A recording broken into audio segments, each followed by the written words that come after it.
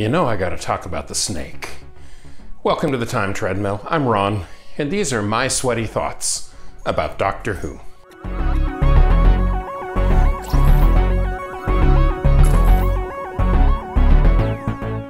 Before I get to the snake, though, a few other bits and bobs about the story Kinda. First of all, this is interesting in that this is one of the very few stories in the Fifth Doctor era that has absolutely no TARDIS interior scenes. In fact, it might be the only one. It's really unusual for there to be nothing happening inside the TARDIS. The story begins with the TARDIS having already arrived and everyone outside, and it ends with everyone entering the TARDIS again. And what makes the story doubly interesting on that point is that the end of Four to Doomsday set up a cliffhanger with Nyssa suddenly fainting for no apparent reason. The implication being the next story would have to do with whatever caused Nyssa to faint. Instead, it turned out to be a way to completely write her out of this story. See, when this script was commissioned, she wasn't going to be a companion. She was added after the fact. And so there needed to be some way to work her into the story, but there really was no way that the writer could find to insert an entire other companion into the plotline. And so part one opens with Nyssa being tired and disoriented and needing a lengthy deep sleep under the power of a whatever machine. The Doctor bunges up something using the sonic screwdriver and another device,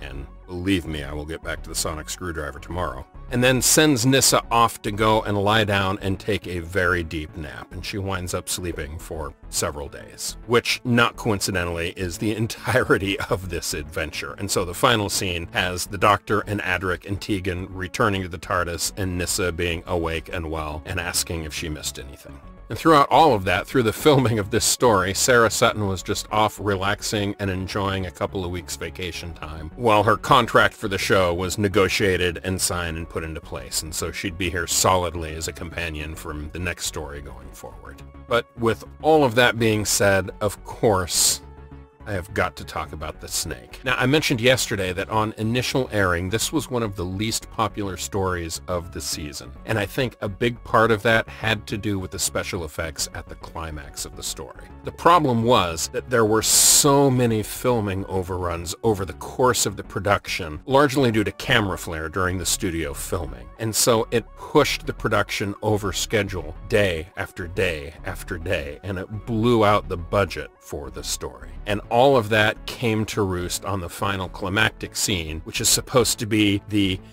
in real world appearance of the Mara, of this giant snake creature. And however the director originally conceived of doing it, he simply did not have the budget by the time they got to that scene. And so instead, this hideous puppet was used. And it's bad. Even by Doctor Who standards, it was bad. It was just this terrible papier-mâché snake puppet that wasn't the least bit scary or intimidating, and this was the big dramatic payoff of the entire story. And when that collapsed, it took the entire story down with it.